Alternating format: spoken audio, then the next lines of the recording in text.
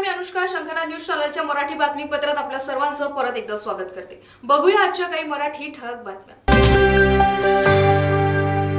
नागपूर लोकसभेच्या पहिल्या टप्प्याची निवडणूक 19 एप्रिल रोजी पार पडली। नागपूरचे जिल्हाधिकारी विपिन ईटनकर यांनी यंदा 75% मतदान होण्याचा विश्वास दर्शविला होता। मात्र यावेळी फक्त 48%च मतदान होऊ शकलं। याबाबत सामान्य जनतेत अत्यंत नाराजी पसरली आहे, कारण शहरात हजारो लाखोंच्या संख्येनं मतदारांची नावं मतदान यादीतून कापण्यात आली। लोकसभा चुनाव मैदान में उतरे किविन सुका वीरेंद्र सूर्यवंशी इन्होंने कल कलेक्टर ऑफिस में जेल भरो आंदोलन की शुरुआत की।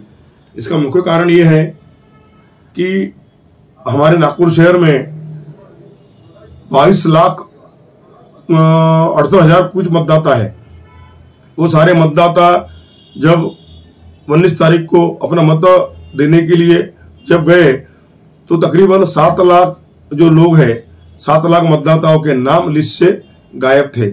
जिसका असर ये हुआ कि नागपुर में सिर्फ 45-40% वोटिंग हुई।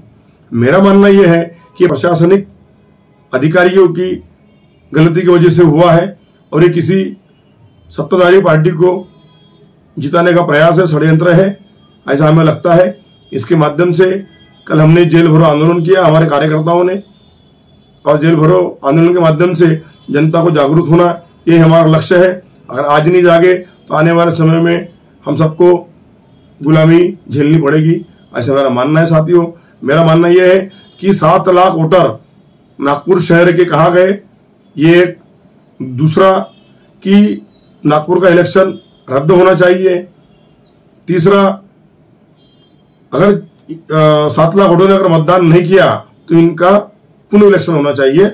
इनको मतदान करने के लिए फिर से प्रशासन ने बोलना चाहिए और फिर से बूथ लगाना चाहिए, अशी हमारी मांग है। 20 तारखेला जे लोकसभाचे जे चुनाव झालेले आहे त्यामध्ये मॅक्झिमम लोक जे होते त्यांचे मतदान कार्ड असून सुद्धा मतदान लिस्ट मध्ये त्यांचे नावच नव्हतं, जेणेकरून ते इथे दिवसभर इकडे तिकडे भटकत राहिले। परंतु शेवटपर्यंत वेळही चालला गेला तरीही त्यांचे नाव नाही आले आणि याच्यामुळे जे आहे ते लोकतंत्राची हत्या झालेली आहे।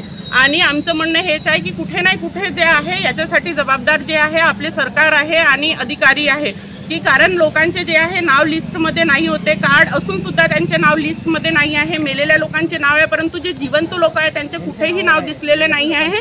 लोक जे आहे ते दिवसभर भटकत राहिले की काय करावं बा म्हणून, आणि हा एकच अधिकार असा दिलेला आहे ज्याच्याने आपण आपला प्रतिनिधी चुनू शकतो।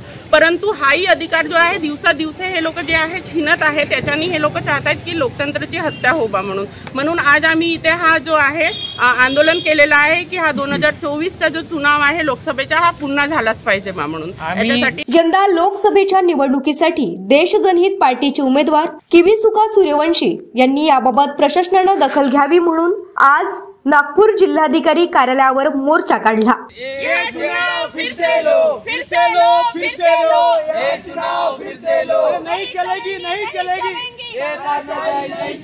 कलेक्टर साहेबांनी सांगितलं होतं की 22 लाख वोटर आहेत आपल्या नागपूरमध्ये, परंतु 6 लाख लोकांनी वोट केलेला आहे। तर बाकी वोटिंग कुठे गेली, बाकीचं काय झालं त्याच्यासाठी आम्ही आंदोलन केलेलं आहे। हे इलेक्शन पुन्हा घ्या तुम्ही करून।